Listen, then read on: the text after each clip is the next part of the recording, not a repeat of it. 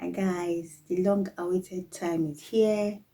I've waited for this time to really come so I can film this video. Yeah, so it's about my experience doing masters in Nigeria versus UK.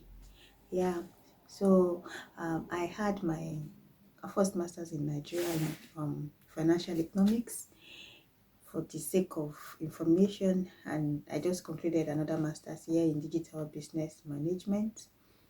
So this video is not to compare but to share my experience, because a lot of people may misunderstand me that I'm trying to compare. There is nothing to actually compare, to be honest. There is nothing to compare. So let's go guys, without any further ado, let's get started. So the first thing I'm going to be talking about is the teaching styles. My experience, I had my master's in the University of Abuja in Nigeria. So the teaching style was like our usual way, like the lecturer-student relationship, the normal class setting, where you have chairs, tables, everybody sits down. But here we had seminars, we had the general classes, like in what we call lecture theater. In Nigeria, we had lecture theater only, but here I had lectures in the lecture theaters. I had in the seminar rooms, where we were my first semester we were divided into 4 groups, because then the schools, they had a lot of students, so we were 4 groups. So after each general lecture, there will be seminar the following day, still on the same topic, so that will be smaller version of the class. That helped us to interact. We did brainstorming, we did a lot of critical thinking, because I think it's assumed that in a general class you can't really determine if everybody understands the subject or not. So that was it. So the teaching style was superb, though in the two ways I enjoyed it too, because it was until I got here that I knew that I could actually get something better. Then it was our way, and sincerely I didn't feel bad about it. When you talk about access to materials back home, like I said, it was our way. Right from undergraduates, it was a paper thing. Yeah, that was how our lecturers supplied us materials, a lot of photocopies here and there. They will give material to the class rep. The class rep will photocopy and sell to us. I will buy, or probably the class rep will give us copies. They will go and make our own copies, the stress and all of that. And like I said, we enjoyed it because it was our way. But here, nothing like taking people up and down, except it's your choice. Yeah, everything we needed was already uploaded on the module for us. So the moment you log into your student portal, you have access to everything that you need. The only thing is, the lecturer only unlocks it when it's time. Like, you can't have access to the lecture that you're supposed to have on week 13 on week 1. No. So as we advanced in the courses, the lecturers were unlocking the topic for the week. So not like before class you want to read ahead, fine, there is table of content, except you want to follow the table of content, but the content cannot be unlocked before the time. So that was it. Everything was just online. We had access to library, everything was like basically online, advanced. Yeah, we did a lot of digital thing. And the funny thing is, when I was coming, I brought a lot of jotters, those souvenirs. I thought I would use them to copy notes. I thought I would be copying notes, you know. Unlike, then I did a lot of copying of notes. The lecturers would dictate to us, we would write, like I said, our way, conventional. Yeah. So, but yeah, nothing to dictate. The lecturer only comes to class to explain, ask you question if you understand, and that was just it. So even with that, right now I still have access to everything. So, and again, most courses that we had to use computer for, there were already rooms furnished with computers for us to use. So there was no need bringing in your laptop to use for those courses. And most of them we needed, and then for the course we needed large screen computer because we were following templates. So we needed those large screens like 32 inches for those things, which we did, like SAP, like Salesforce. We used those large screens for them. So most of the things were digital. Yeah. And my experience back home was notes. My experience was writing notes, photocopying of materials, you know. Yeah. So in terms of assessment, our assessment in Nigeria was, we had tests, we had exams. Yes, we had seminar, but when it was supposed to get to my turn, we went on strike. So there was also strike, and it didn't get to my turn till I finished. So after the strike, we just, the moment we came back, we just did exams. So that was how I escaped the seminar. So even from home, I didn't have this experience of facing the class to talk, to present. But yeah, seminar presentation was a thing, and we had different groups. At least I did 3 seminars. I was in one group for 2.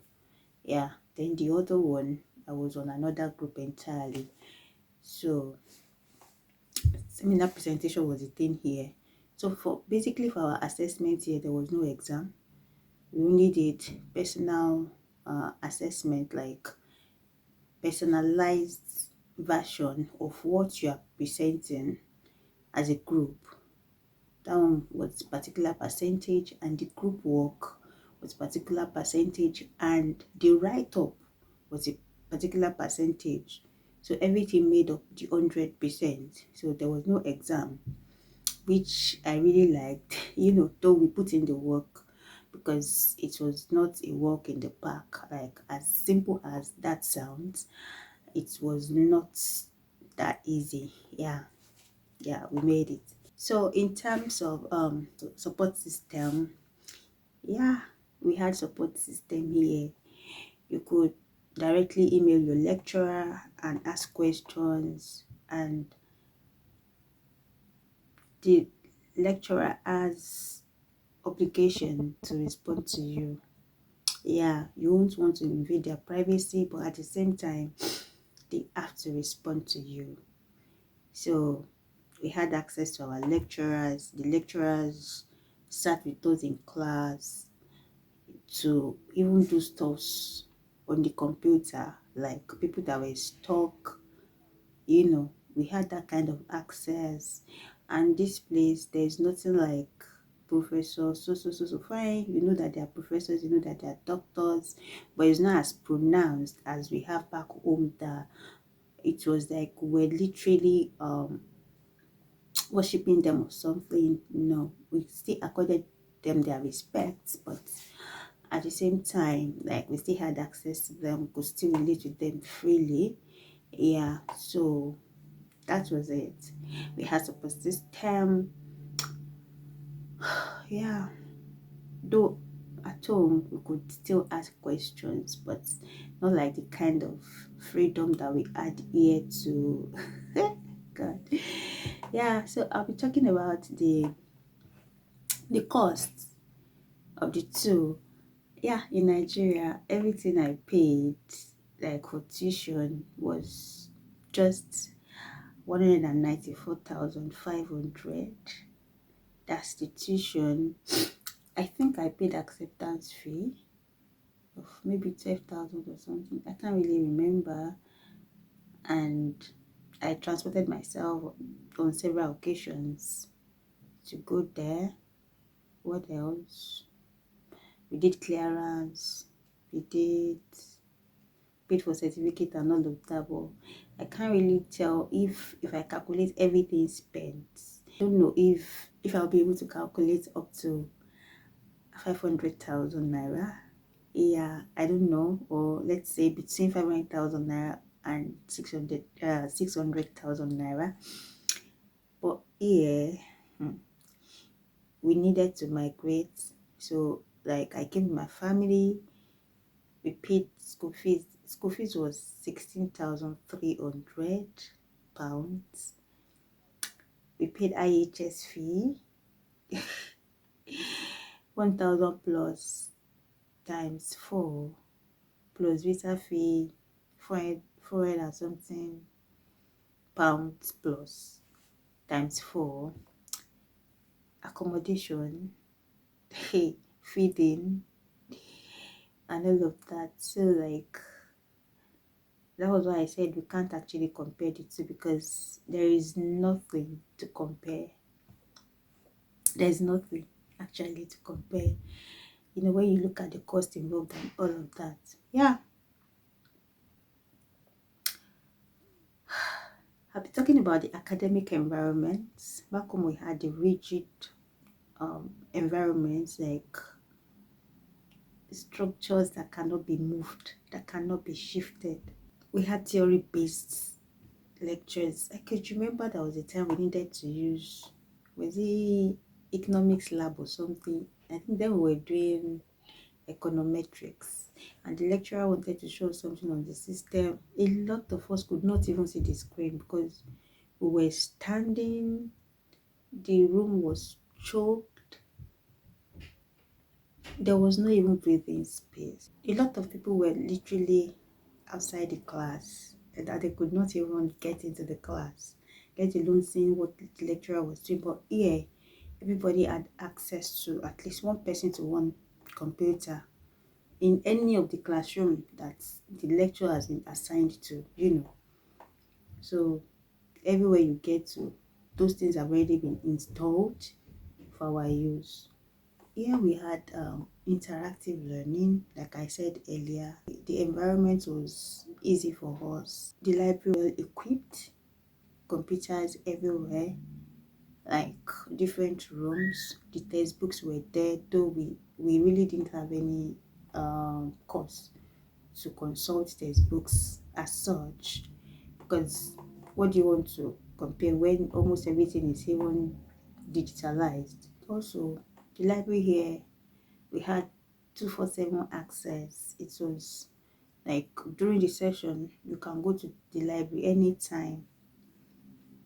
It's always open 247, and there were buses from school to your bus stop. So not like you go to school and be stranded. Anytime you want to leave, you find bus to pick you. But I didn't really use the bus. My house is actually close to school, so I didn't really have cost to make use of it. So there was access to library, journals, whatever thing that you need that is called digital, there was access to it. Unlike back home, that everything is just like analog. I can't even remember if I went to the library. I don't even know where the library is. Honestly, I don't know. We finished from school to go home. Then I was keeping my son with my sister. So my program then was a weekend one. I would drop him on Friday and go to school. Whenever I close on Saturday, I'll branch to go pick him. Like, so there was no time to really say I wanted to go to library. And what again? What are we even going to do in the library? The lecturer would have dictated everything to us in class, and we knew we were going to write exams, so we were just focused on past questions, notes, the ones you can add online on our own, and that was it. Another thing was the time was longer. Yeah, it was supposed to be 1 year, but I started in 2019. I finished in 2021. Yeah, I graduated in 2022. This one now, I started in September 2023. I finished in July 2024 officially. Was it July? Let me say June. Yeah, I had my last seminar on 3rd of May, I think, and we submitted our project seminar presentation in June. So like officially we finished in July 2024. So like it was not even up to a year completely. And by September, our certificates were already at our doorsteps. That is if you put the right address. So like not that you are going back to queue, you want to go and do clearance. There was no clearance to do. No clearance to do. So that was it. Initially I struggled comprehending in class because of accents. Like oh my goodness.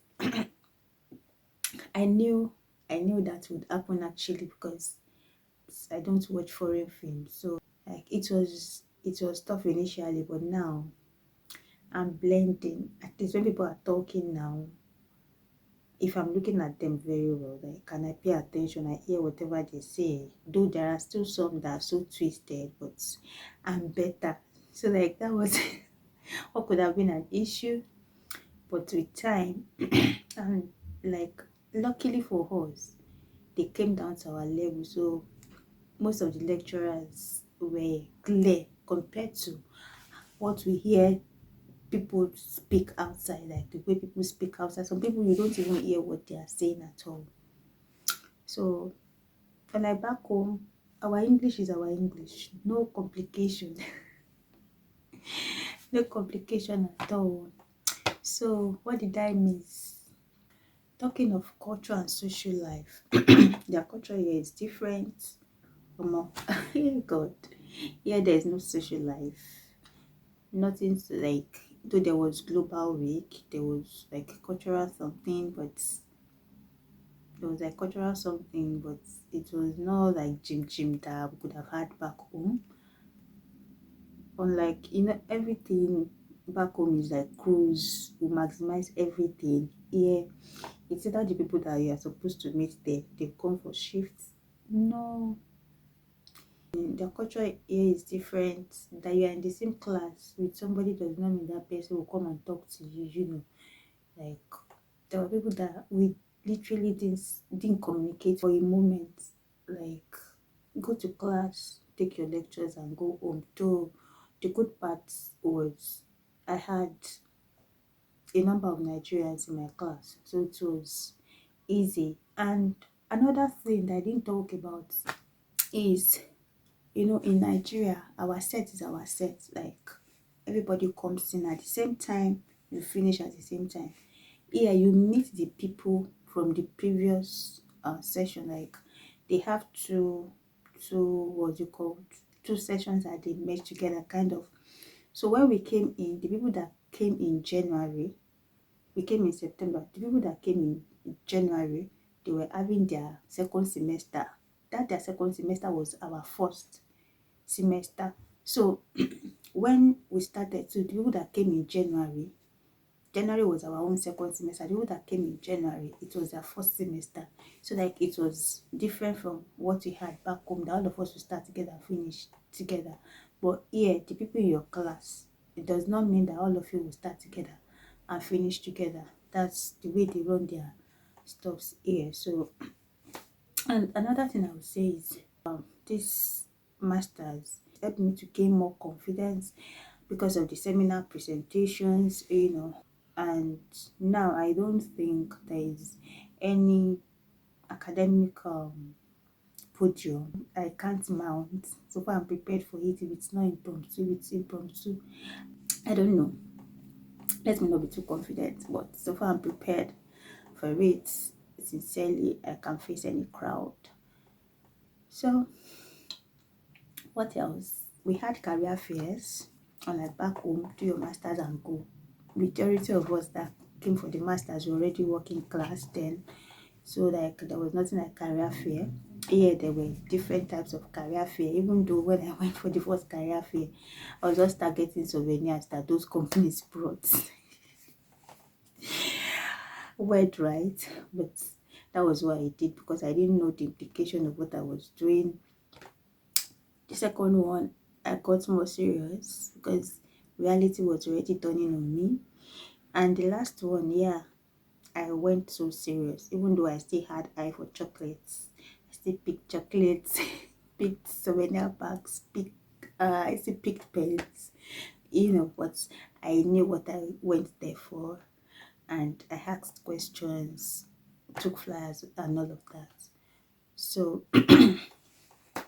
like I said earlier, there's really nothing to compare because no, there's nothing to compare. Also, our timetables were online.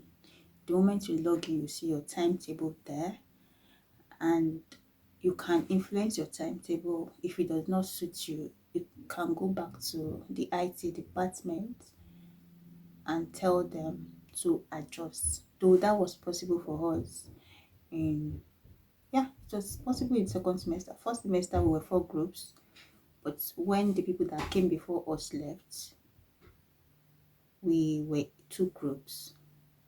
So we were still able to amend like a personal amendment, like you can move from one group to the other. If this subject is done on Tuesday for some and yours is Friday, if you know you can be chance, you can meet them to move you to Friday. So that was possible for us. But back home, our timetable is our timetable. It's only lecturer that can influence the timetable if it does not suit him. If it won't be chance to come, the lecturer can change the timetable or probably send class rep to us to tell us to meet him on so date. But here it's not like that. You have to go through the people in charge of the timetable and tell them to change it for you. Also, our student cards were our means of marking attendance. So before you enter your class, there's something by the door where you tap your card. You tap our card. If it shows green, that means that is your class. But if it's red, that means you're not supposed to be in the class. In Nigeria, we would write our names. That's how we take attendance. Here, you only tap card. And there's a way you can see your attendance. In fact, there was a time they told us to check our attendance records to see how far we've performed. That was when a lot of people got serious that this thing is a serious matter. So that was my experience. Back home, I had a lot of courses. My first semester I did, I think 7, was it 7 or 8? Second semester I did 8, that's 16 altogether. Yeah, first semester I did 3. Second semester I did 3. So the project was the fourth one. And in the project, we had several meetings. We had meeting with the CEOs of the companies we were assigned to work with. And, my project back home, it was just writing and writing and writing. It was just writing and writing and writing. You write, you type, you print, take to supervisor, you mark it red, red, red, red, red. You go back again and start tracing one after the other. But yeah, it's a different ball game. Yeah. So our mode of submission here is Turnitin. Like that's a platform. Some people call it Turnitin. Somebody even said Turnitin. Anyway, it's Turnitin. And so when you put your work on it, you will see the plagiarism level, the percentage immediately, and you submit your work. If it's too much, you can pull it back and go work on it again. So back home we would submit manually. Manually, our way, right? Yeah, our way. We enjoyed it. So the two journeys are not the same, to be honest. My experience in the two are not the same, but I'm thankful to God because in all He had His way. When I was doing my first masters, I got pregnant in the process. I gave birth, it just within the time frame. And when I was going for my second semester exam, my baby was already 5 months old. For you to know what it took, in the process, I had surgery. I had the surgery. After that, I had another surgery again. So within the period I did the first masters, I did two surgeries. And sincerely, God has been faithful. Yeah, the situation is not the same thing. Child minor was something that really shook me. I'll be thinking about lectures, I'll be thinking about child minding, I'll be thinking about getting job. But in everything, God was faithful. It ended in praise to the glory of God, with the support of friends and families, with the support of my group members. I can't thank them enough, honestly. I remember I prayed before coming that God should order my steps to connect with the right people that will help my journey here. And sincerely, God answered that prayer. I remember I was so particular about that prayer, and since I didn't know so many things, fortunately for me, one of the people that were in my group had done masters here before, so he came for the second one, and he was able to direct us to do things the right way. It would be in the library for a long time. And it was so helpful. And this is the end of my experience story. Thank you for watching. If you have the money, do your masters in UK. If you can't, still with open mind, do it in Nigeria. That's it. I hope you enjoyed this video. If you have one or two things to say, kindly drop in the comment section. Please, if you haven't subscribed to this channel, kindly do well to subscribe. Thank you very much. I love you.